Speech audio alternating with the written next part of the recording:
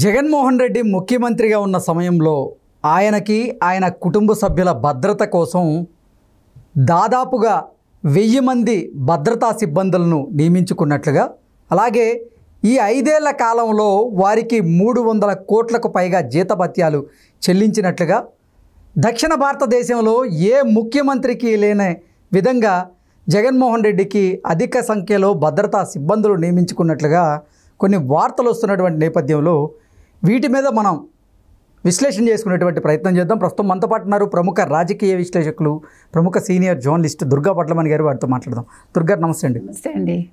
ఆంధ్రప్రదేశ్ మాజీ ముఖ్యమంత్రి జగన్మోహన్ రెడ్డి తాను ముఖ్యమంత్రిగా ఉన్న సమయంలో తన భద్రత కోసం, తన కుటుంబ భద్రత కోసం దాదాపుగా 1000 మంది భద్రతా సిబ్బందులను నియమించుకున్నట్లుగా, వారికి 5 ఏళ్ల కాలంలో 300 కోట్లకు పైగా జీతభత్యాలు చెల్లించినట్లుగా, అసలు దక్షిణ భారతదేశంలోనే ఎవ్వరికీ లేని విధంగా, అంటే ఏ ముఖ్యమంత్రికి లేని విధంగా జగన్మోహన్ రెడ్డి భద్రతా సిబ్బందిని ఏర్పాటు చేసుకున్నారని, అది ఇంట్లో ఉంటేనే 1000 మంది అని, బయటికి వెళ్తే 1000 మందికి పైగానే ఉండే అవకాశం ఉంది అంటూ రకరకాలుగా కొన్ని వార్తలు వస్తున్నాయి. ఆయన మీద ఆరోపణలు వస్తున్నటువంటి నేపథ్యంలో దీని మీద మీ విశ్లేషణ ఏంటంటే ఏం చెప్తారు? ఇప్పుడు ఒక ప్రధానికి కానీ, ఒక రాష్ట్రపతికి కానీ, ముఖ్యమైన నాయకులకు కానీ లేనంత భద్రత జగన్మోహన్ రెడ్డి గారికి ఉందండి. ఆయన మాజీ ముఖ్యమంత్రి అయినా ఇప్పుడు కూడా కొనసాగుతోంది. ఇప్పుడు సమస్య ఏంటంటే, ఆయన భద్రత ఓ పక్క అలా ఉంటే, చుట్టుపక్కల అంటే నివసించే ప్రజలు పడే పాటలు అంతా ఇంత కాదు. ఈ రోజుకి కూడా అంటే ఆయన వస్తున్నారు అంటే చాలట, వాళ్ళ ఇళ్లలో పనులు మానేసుకోవాలట. మీరు ఎక్కడికైనా కదలాలన్నా కూడా కుదరదు. రోజు మీరు ఐడి కార్డు లేకుండా మీరు బయటకు వెళ్ళటానికే లేదట. ఇది ఎక్కడ న్యాయం అండి ఇది? ఇప్పుడు మనం అదే చెప్తున్నాం. ఏ ఐడి కార్డు ఉండాలట? వ్యక్తిగత ఐడి కార్డు. అంటే వాళ్ళు ఏమైనా ఇస్తారో మనకు తెలియదు. ఒక ఐడి కార్డు అయితే ఉండాలి, నేను ఫలానా ఇక్కడ ఉన్నాను అని. మరి లేకపోతే ఆధార్ కార్డు, ఒక ఐడి కార్డు అయితే ఉండాలట వాళ్ళకి. అంటే ఆ కాలనీలో నివసిస్తున్నటువంటి నివాసితులకా, లేదంటే భద్రతా సిబ్బందికా? భద్రతా సిబ్బందికి కాదు, ప్రజలకి మనం మాట్లాడేది. భద్రతా సిబ్బందికి వాళ్ళ ఇష్టం, అది వాళ్ళు పెట్టుకుంటారు. ఆ ప్రజలు నేను ఇంకో ఫలానా చోట నివసిస్తున్నాను, నా ఇల్లు ఇది, నా అడ్రస్ ఇది అని ఒక ఐడి కార్డు. అంటే ఆ కాలనీలో ఉండేవారు ఆ కాలనీనో చుట్టుపక్కల తాడేపల్లి కావచ్చు, లేకపోతే కొంతవరకు ఆ మేర ఎంత ఉందో అంత ఆ పరిధి.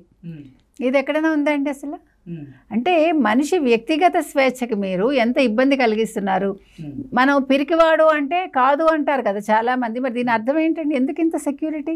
ఇప్పుడు ఆయనకేమి ఇది నక్సలైట్లతో ఆయనకేమి ఇబ్బంది లేదు. అసలు నక్సలిజం ఇప్పుడు మావోయిస్టులు ఎక్కడున్నారు? ఈ మధ్యకాలంలో ఎవరు బయటికి రాలేదు. ఎటువంటి ఆయనకి ప్రాణ భయం లేదు. అంటే మావోయిస్టులు ఎవరు లేకుండానే మిగతా రాజకీయ నాయకులందరికీ జెడ్ కేటగిరీ సెక్యూరిటీని కేటాయించారా? అదే చెప్తున్నా. ఆయనకి అలిపిరిలో జరిగింది కాబట్టి ఎన్ఎస్జీ ఇచ్చారు తప్ప అంతకుముందు ఎన్ఎస్జీ ఆయనకు లేదు కదండి. ఇప్పుడు ఎంతమందిని ఇస్తారండి? మహా అయితే 16 మందిని ఇస్తారు, పోనీ 32 మందిని ఇస్తారు, పోనీ అది కూడా మనం మాట్లాడుకుందాం. కానీ ఇక్కడ 986 మంది ఏంటండి? దేనికి అసలు? ఇప్పుడు నీ ఒక్క ప్రాణం కోసం మంచిదే, ఒక ముఖ్యమంత్రికి సెక్యూరిటీ ఉండాలి.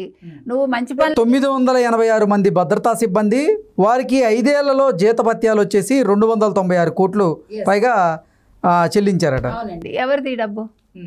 ప్రభుత్వ ధనం. ప్రభుత్వ ధనం అంటే ప్రజలది.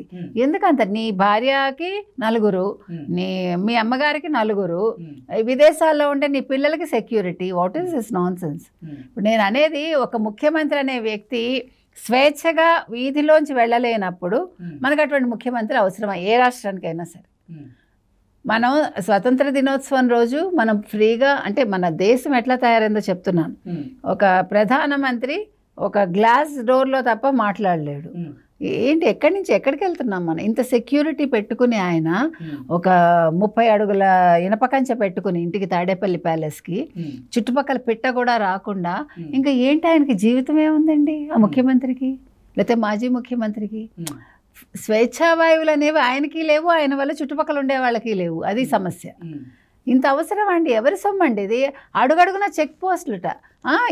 ఇప్పుడు దానికోసం ఎస్ఎస్జి అని ఒక కొత్త సెక్యూరిటీ అనమాట, ఒక పేరుతోటి కొత్తగా తీసుకొచ్చారంటే, చంద్రబాబు నాయుడు గారికి ఎన్ఎస్జి ఉంది కాబట్టి ఈయనకి ఎస్ఎస్జి.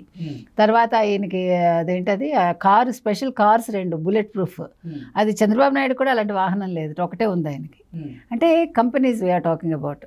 తర్వాత అంచెలంచెలుగా భద్రత, అంచెలంచెలుగా సెక్యూరిటీ, అంటే చెక్ పోస్టులు. చెక్ పోస్టుల దగ్గర కూడా వాళ్ళకి అంటే అన్ని అత్యాధునిక ఆధునిక పరికరాలు ఏవైతే ఉంటాయో టెస్టింగ్ అవి ఎందుకంత భయం నిజంగా అర్థం కావట్లేదండి మనకి.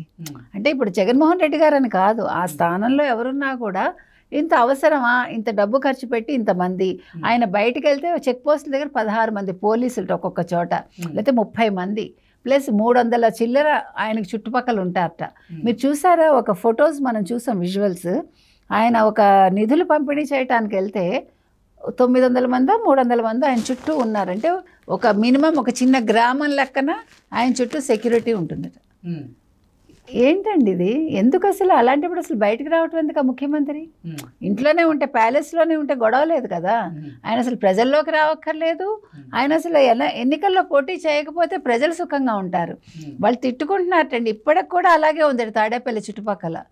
మరి చంద్రబాబు నాయుడు గారి ప్రభుత్వం ఏం చేస్తుందో మనకు తెలియదండి. కూటమి ప్రభుత్వం ఏదైనా జగన్మోహన్ రెడ్డి గారు అనే కాదండి, మనం అడుగుతున్నది ఏంటంటే, అంటే ప్రజల మనుషులుగా మనం ఏం అడుగుతున్నామంటే, ఇటు తెలంగాణలో కావచ్చు, అటు తాడేపల్లిలో కావచ్చు, లేకపోతే సౌత్లో కావచ్చు, ఎక్కడైనా సరే ఒక ముఖ్యమంత్రి వెళ్తూ ఉంటే ప్రజల్ని గంటలు గంటలు ఆపేసి రోడ్లు బ్లాక్ చేసేసి నా కష్టాలకి గురి చేస్తున్నారండి.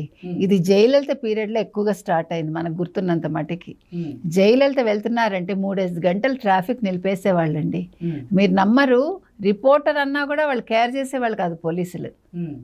ఒక హిందూ రిపోర్టర్ అయినా అంతే, ఒక ఎక్స్ప్రెస్ రిపోర్టర్ అయినా అయితే, ఒక తమిళ రిపోర్టర్ అయినా, ఏ సంస్థలో పనిచేసే రిపోర్టర్ అయినా రిపోర్టరే కదా. అలా కాదుగా, హిందూ అంటే ఒక పెద్ద ఇది కదా అప్పట్లో. మీకు అర్థం కావట్లేదు. ఒక ఇంగ్లీష్ పేపర్కి ఉండే విలువ అప్పట్లో మీకు తెలీదు.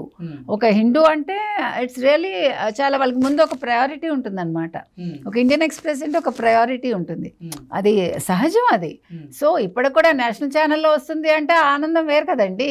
ఇప్పుడు నేషనల్ ఛానల్ వాడు సౌత్ గురించి మాట్లాడాడంటే ఇట్స్ అ బిగ్ ఇష్యూ అనమాట. అంటే మన విలువ అక్కడ పెరిగింది అని అర్థం. ఆ రకంగా అసలు ఈ సెక్యూరిటీ వల్ల ప్రజలు పడే పాటలండి. ఇంటికి వెళ్ళలేరు, నిజంగా ఒక అంబులెన్స్ వెళ్ళాలన్నా కష్టం. ఇవన్నీ జరిగాయి, చూస్తున్నాం కూడా. కాబట్టి ఇది ఒక సందేశంలాగా ముఖ్యమంత్రులు గ్రహించి ప్రజల్ని ఇబ్బంది పెట్టకుండా మీ సెక్యూరిటీని మీరు చూసుకోండి. మీ సెక్యూరిటీ కోసం ప్రజల్ని ఇబ్బంది పెట్టకండి. ప్రజలను చుట్టుపక్కల బతకనివ్వండి. వాళ్ళు ఒక జంతువు కంటే హీనంగా అయిపోయింది వాళ్ళ బతుకు చెప్పాలంటే. ప్రతి ఒక్క చోటనండి, ఇది వాస్తవం మనం మాట్లాడుతున్నది. ఎంతమంది గగ్గోలు పెడుతున్నారంటే, ప్రతిరోజు ఒక ముఖ్యమంత్రి వెళ్తున్నాడంటే మొత్తం ఒక పక్కంతా రోడ్డు బ్లాక్. ఏమైపోతారండి? ఇంకా ప్రజలు గంటలు పనులు మానేసుకుని ఇళ్ళకెళ్ళేసరికి అర్ధరాత్రి అవుతుంది. కాబట్టి అసలు లేదంటే ముఖ్యమంత్రులు బయటికి రాకండి. అసలు మీరందరూ హ్యాపీగా అక్కడే కూర్చుని మీరు పరిపాలన కొనసాగించారు. అంటే ప్రజల కోసమే కదా ప్రజా పరిపాలన కొనసాగించాలంటే వాళ్ళు కొన్ని కార్యాల మీద వెళ్ళడం తప్పదు. ఇబ్బంది పెడితే వాళ్ళు వచ్చి ఏం చేస్తారండి ప్రజలు? మనం అనేది మీరు రండి చక్కగా తక్కువ సెక్యూరిటీ తోటి ఇంత మిమ్మల్ని మీరు ప్రజల్ని ఇబ్బంది పెట్టకుండా ఒక 5 నిమిషాలు 10 నిమిషాలు ఇట్స్ ఓకే. గంటలు అయితే ప్రాణాలు పోతున్నాయండి ప్రజలకి. మనం అనేది ఏంటంటే మీరు సెక్యూరిటీ పెట్టుకుంటే పెట్టుకోండి, దానికో లిమిట్ పెట్టుకోండి. ప్లస్ ప్రజల్ని ఇబ్బంది పెట్టకండి, సమయాభావాన్ని పాటించండి. మీరు రిక్వెస్ట్ చేస్తున్నాం అంతే. ఇంకొకటి ఏంటంటే, ఇప్పుడు జగన్మోహన్ రెడ్డి గారికి ఇంత సెక్యూరిటీ అవసరమా కాదా? ఇప్పుడు మాజీ ముఖ్యమంత్రి అయ్యాక ఈ సెక్యూరిటీకి డబ్బులు ఎవరు చెల్లిస్తారు? వీటి మీద ఇప్పుడున్న ప్రభుత్వం, తెలుగుదేశం కూటమి ఏదైతే ఉందో వాళ్ళు దృష్టి పెట్టి దీన్ని ఏం చేస్తారా అంటే, ప్రజాధనం వృధా అవ్వకుండా చూడాల్సిన బాధ్యత ఇప్పటి ప్రభుత్వాందండి. అది మరి వాళ్ళు దృష్టి పెడతారని అనుకుందాం. ఓకే అండి, థ్యాంక్ యూ సో మచ్.